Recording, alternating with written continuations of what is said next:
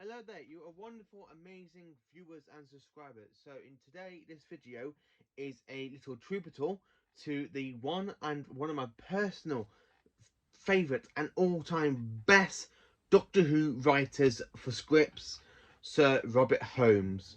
Now, Robert Holmes passed away 35 years ago, and he's written over 15 fantastic Doctor Who stories during that time, featuring the second, the third, the fourth, the fifth, and of course the sixth Doctors. Robert Holmes' scripts are absolutely phenomenal and one of the best. Now, some of his Doctor Who monsters has returned to the series since his passing in the modern era, such as the autons and of course the Santarans. They're the only two of the Robert Holmes monsters that has basically returned to the series. So here I've written down all of the episodes in how I've put them in my favourite order. So here I'm going to say why these are in my favourite order and what I like about them.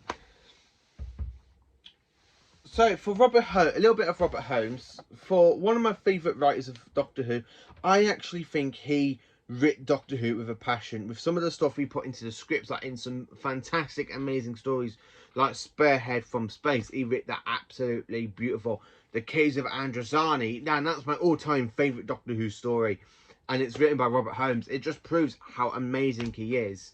Also, he's written Carnival of Monsters, Tales of the Autons, and then to some of the best stories from the Pertwee era. So let's get into this. So in 15th place, I've put the Reboss Operation. This is the weakest Robert Holmes script, to be honest with you. I don't know if it's the script or the way it was filmed or played out. I just really think this one is not as good as it should be. It's the favourite story of the Key to Time. He introduces the Black Guardian and the White Guardian, and I just really don't like it that much. I don't really think much of it, and it's even though it's written by Robert Holmes, this has got to be his weakest script. So in 14th place, I have put the Trial of the Time Lord episode, The Ultimate Foe. Now, admittedly, that Robert Holmes wrote episode 1 because he was in the middle of writing episode 2, and he passed away, unfortunately. So writers Pip and Jane Baker, who co-wrote this one, and Time and Arani, and I think they wrote two of the Vervoids as well, had to quickly finish off what Robert Holmes was writing. And it's just a shame his last story didn't basically get the final finish like it deserves. And just for that, part 1 is absolutely amazing. You can tell it's a very, very good Robert Holmes script. I just absolutely do love the part 1. I just think part 2, with you can tell bits that are Robert Holmes, and then you can tell that what Pip and Jane Baker have added to it. It's just like, no, not good. Not a really good sort of script.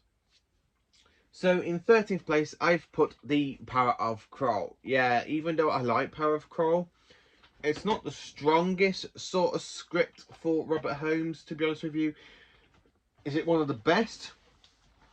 Not really, but I'd like it for what it is and the way its directions played out. And the script is actually really, really good. I've read the script. So in 12th place, I've put The Mysterious Planet, the very first story from Trial of a Time Lord. Of course, I have to say this one. He wrote this nailed to a teeth, but you got so many other good episodes written by Robert Holmes that unfortunately, The Mysterious Planet doesn't actually cut one of the best stories of his. I do like his writing. He's actually one of my personal favourite writers for Doctor Who. Well, basically, he's my second favourite. Yeah, he's my second favourite after Terrance Dicks, and he's literally just above Stephen Moffat, to be honest with you. Well, yeah, kind of.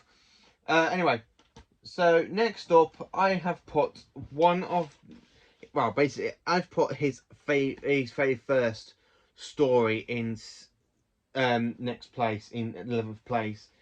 It is the Croutons. Now, do I like the Croutons? Yes, I do. Do I think it deserves half the hate it gets from the fandom?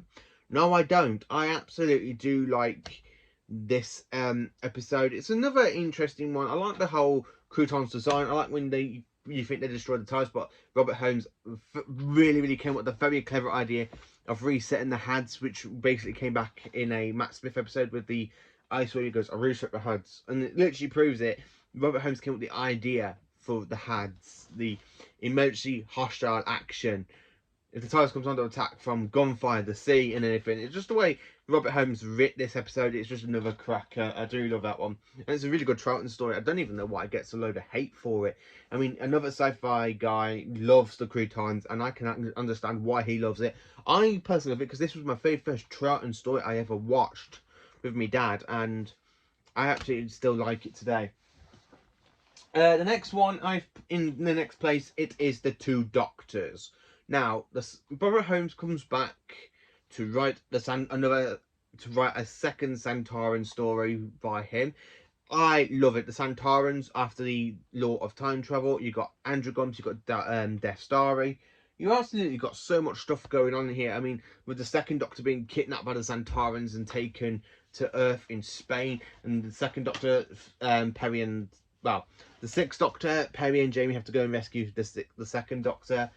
I really think Robert Holmes should have swapped it around a bit instead of having the second Doctor being captured. It should really be the sixth Doctor gets captured, so the second Doctor's got to go and rescue his future self. I would actually think it'd be that way, but the way he writ this one, I absolutely do love it, and it's good what we got.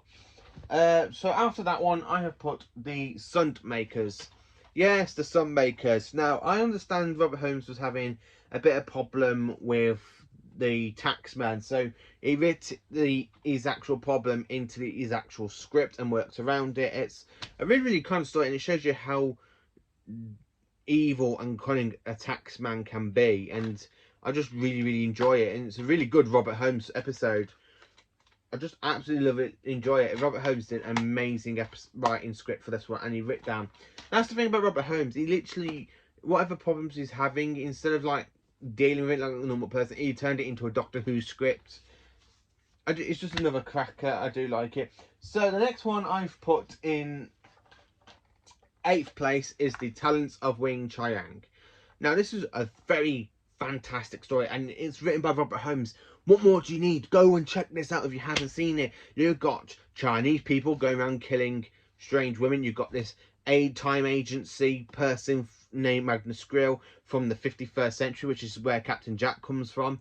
It's just an absolutely fantastic sort of story. I love it, the way the fourth Doctor dressed up in the kind of Sherlock Holmes' outfit. Leela is brilliant in this, where she literally loves it. Mr. Sin is a really good monster. I do like Mr. Sin, and Magnus Grill is just another cracking villain.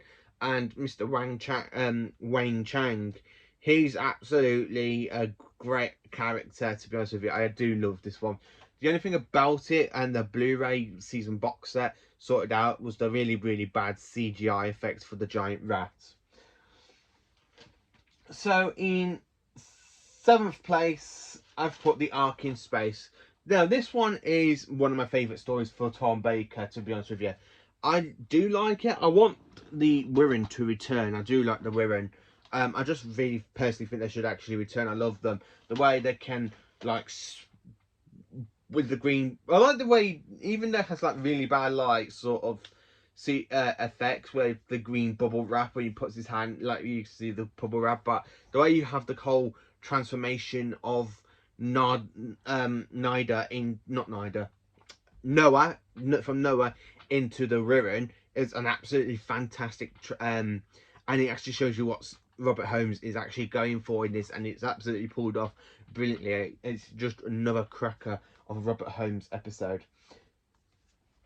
So in 6th place, I have to say this one, I've put Deadly Assassin. Now, I love the Deadly Assassin. I think it's a really, really good Tom Baker story. I mean, the Doctor goes back to Gallifrey. He's got to deal with the Masters trying to steal with the Eye of Harmony. This is the very first time we have the Time Lord Matrix, very first mentioned, and of course the Matrix does reappear in Colin Baker season 22 in The Mysterious Planet and Ultimate Foe, where you have the whole battle between the Doctor and the Valiard in that story. But this one, I like it because it's not really the Doctor battling against the Master, it's the Doctor battling against Chancellor Goff, and Goff dies, the Master's trying to destroy Gallifrey, and he's stopped by the 4th Doctor. I just absolutely love this, and this is a really genius, sort of a fantastic story written by Robert Holmes, and this is why he's one of my personal favourite writers for Doctor Who. The next one I have to say, I have put this one in next place, and it is Terror of the Autons. Yes, the very first story of the Master. Robert Holmes brings back the autons. It's just another cracker of a story, and I love it. It's just absolutely cracker. Robert Holmes is an absolutely amazing writer for the autons and for the Master, because he's only written 2 stories for the Master, which is The Deadly Assassin and this one. It's just another bouncer of a story. I love with him right. I wish he would write more the Doctor versus the Master stories like he's done for the 3rd and 4th Doctor, because I think it would have been really, really enjoyable. 4th place. Now, 4th place, I didn't know he actually wrote this until I looked it up, and it is the Carnival of Monsters. Now, this one is personally the best one of the best Jon Pertwee stories. I just absolutely love it, but the times like materializes inside this kind of time scanner thing. You got the Jurassics when I smash through the wall. I absolutely do love it. I really, really do. It's just personally one of the best stories for Jon Pertwee. It even has Ian Marter in this that later plays Harry Sullivan in the Tom Baker run, and I just really, really like it. I love the Jurassics. The Jurassics need to return in Classic Who. Imagine it with Jodie's Doctor coming across this big, giant dinosaur Jurassic creature, and I would really, really love that. So in 3rd place, I've had to put Spearhead from Space. I do love Spearhead from Space. It's a good post-regeneration story. I will have to do a video of me ranking the regeneration stories. I do personally love Spearhead from Space. It's a really, really interesting story for Jon Pertwee. The best, and it's the first story that features the Autons. Now, the Autons have reappeared in New Who, and this is the second ones that, well, these were the very first ones that brought back from the idea of Robert Holmes. I had a really, really good idea. Face it, look at that. Window shop dummies coming to life to kill. What more do you need? It's an absolutely belter of a story. My second favourite story for Robert Holmes is the Time Warrior. The very first story to feature the Santarans. The very first story with Elizabeth Sladen as Sarah Jane Smith. Robert Holmes outdid himself in this one. It's just one of my personal favourites. And now he brings the Santarans again, have come back in New Who, and they're coming back in series 13.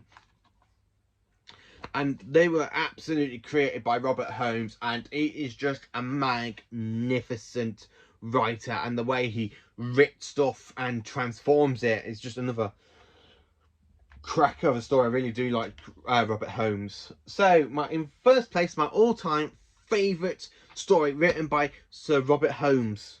It's not actually called Sir Robert Holmes. I like to call him Sir Robert Holmes because he's just one of the best Doctor Who writers that's out there. Even though it's after Terrance Dicks. Now, this is, as I said, this is like a little remembering to Robert Holmes. I'm going to do one for Terrance Dicks because Terrance Dicks died last year. So when it comes up to the anniversary of his death, I will do a remembering of Terrance Dicks, because Terrance Dicks wrote a load of Doctor Who episodes. So my very first all-time favourite story from Robert Holmes is The Caves of Androzani.